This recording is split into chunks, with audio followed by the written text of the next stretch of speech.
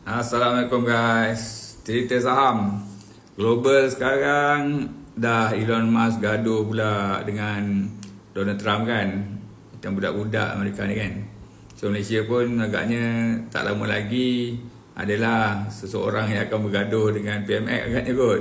Kan bila dia berhenti nanti tak dah lebih kurang sama pula Amerika dengan Malaysia kan. Itulah cerita dia. Apa pun hari ni tak nak cerita pasal global ke apa semua. Kan hari ni nak cerita pasal saham-saham IPO yang ada dekat Bursa Malaysia. So basically saham IPO tahun 2025 ni ada 24 telah disenaraikan di Bursa Malaysia. Jadi kalau anda lihat kat situ 12 yang dibuka tinggi, 5 dibuka sama harga dengan harga tawaran dan 7 dibuka rendah. Dan kalau anda lihat dalam kajian IPO yang disediakan oleh Bromi, geng Sakas Semalaya ni kan, shout out untuk Bromi. So kalau anda lihat pada bulan Januari cantik kan, bulan Februari boleh lagi kan, bulan Mac bila Trump ikhtiarkan reciprocal tariff tu kan menyebabkan saham-saham IPO terus jatuh ke bawah kan.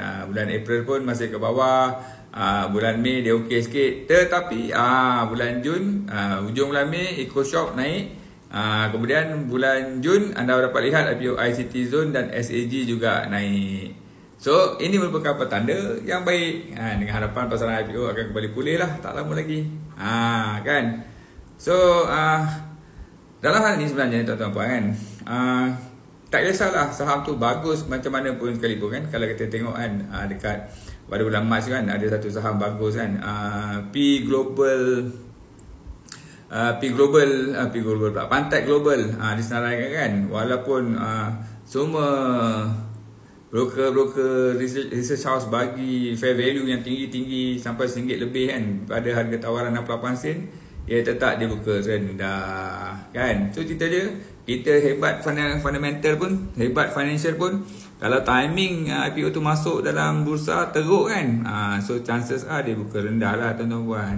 Tu cerita dia kan. So kalau anda nak berabur saham kan, kenalah cari semua ilmu-ilmu ni, kena dapatkan ilmu yang terbaik, ilmu yang paling tinggi level dia, supaya anda boleh buat duit secara konsisten dengan ilmu-ilmu ni tadi kan.